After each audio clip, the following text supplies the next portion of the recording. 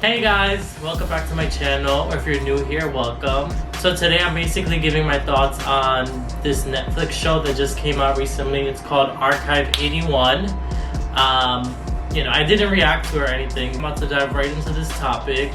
This is your spoiler alert. If you haven't watched it or you're still watching it, you better click off this video right now because I'm about to go in. But that ending, I'm like, only 8 episodes and you're gonna end on a cliffhanger like that? Like, god damn.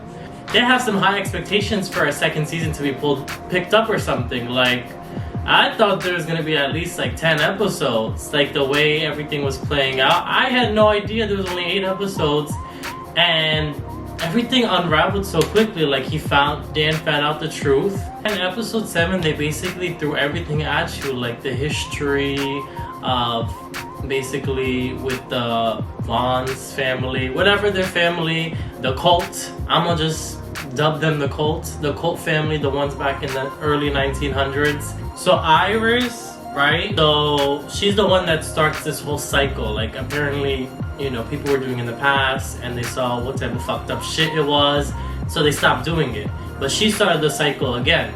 So basically they showed us in episode 7 like the whole thing. And I'm thinking in my head, like, okay, now they're starting to reveal stuff to us. And I'm thinking, like, okay, episode 8 is going to play out and we're going to get episode 9 and 10. So as episode 8 is going, I'm like, wow, the pacing is really picking up. I knew when Dan went into the other dimension that there was definitely going to be some problems. Like, I thought they were going to play it out more. Like, they said 5 minutes. The lady was like, oh, you only got 5 minutes. But you know how in real life it'd be 5 minutes, but in TV time they be milking the shit out of that. So I'm thinking, like, okay, they're gonna expand on this, but I felt like it went by so quick. And that cliffhanger, like, Dan basically got stuck in the other world. Kalego keeps Dan, or I don't know, Samuel, I guess he threw Melody, which I was confused about that part. I was like, why is Samuel grabbing Melody like that and separating them? Like, was that actually Samuel or was that Kalego? All Melody says when she comes back is that they're like, where's Dan? And she's like, Samuel was there and Samuel like separated us or something like that. Something along those lines. Don't quote me, but she said something like that. They were playing that like harmonic like melody or whatever in the background, and I'm like, oh no, this music is about to turn into some demonic shit. Like, I thought Kalego was gonna come out or throw some trick at them, and then they went back and they weren't at that starting point where Dan had first come in. And I'm thinking, like, okay, they're gonna like work their way back to that starting point. Like, I thought they were gonna go through like some type of maze. So, and then Melody just walks into the other room, and Kalego's there. In my head, I was like, Melody, there's no need to be scared of him. Like, that nigga, the mother was like, that nigga's just lonely. So I was like, okay, he lonely. Like, no need to be scared of him. He look crazy, but he's all bark. He ain't no bite. I'm just like, Melody, like, this is not the time now. And then when they're running, I'm like, okay, where are they going now? Like, I was so confused. That whole scene when they started running, and then they were like in that warp zone, and then Samuel grabs Melody. So I'm thinking in that second, like, what's going on? Like, I don't understand.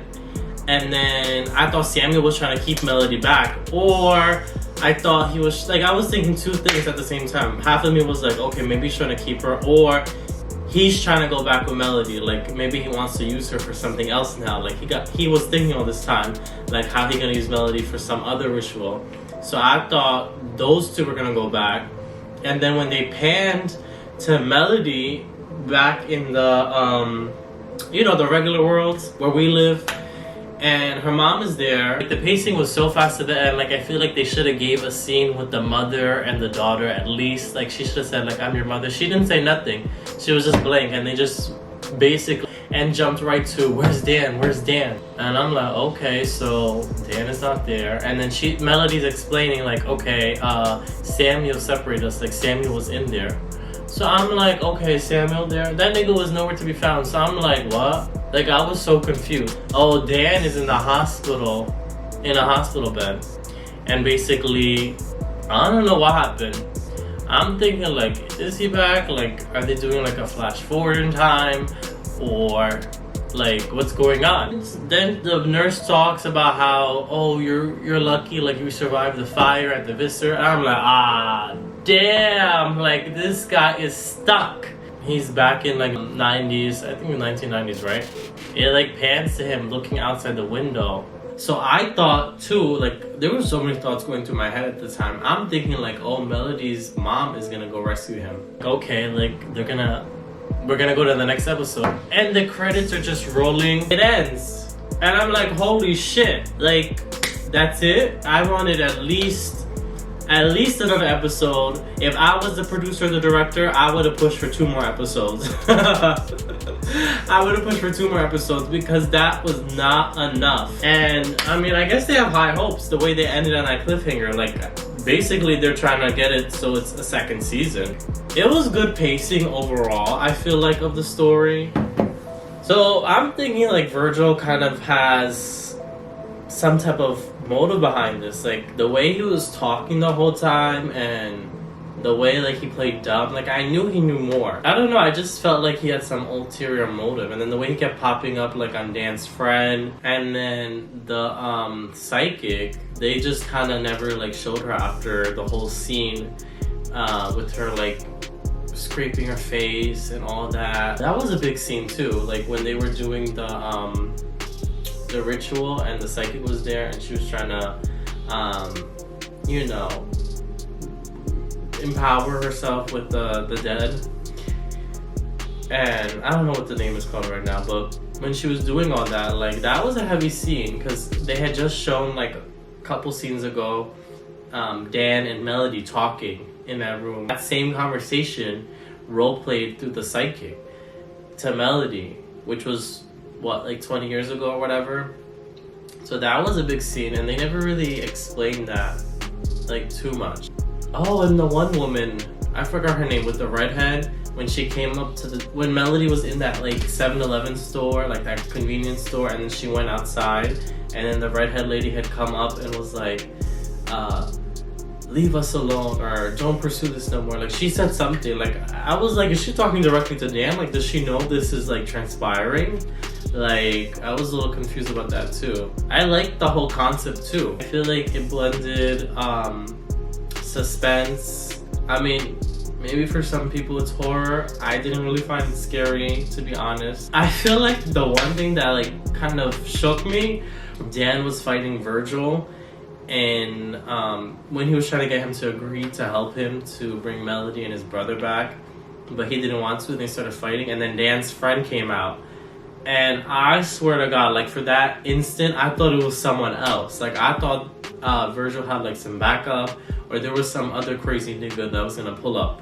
It's just a lot. It was a lot in 8 episodes, but at the same time, I feel like we were getting somewhere. And I mean, it's great they ended on a cliffhanger. It leaves you wondering and wanting more, which is great to pick it up for a 2nd season. I think that's a smart idea on the production's end. So yeah, maybe they can expand on that.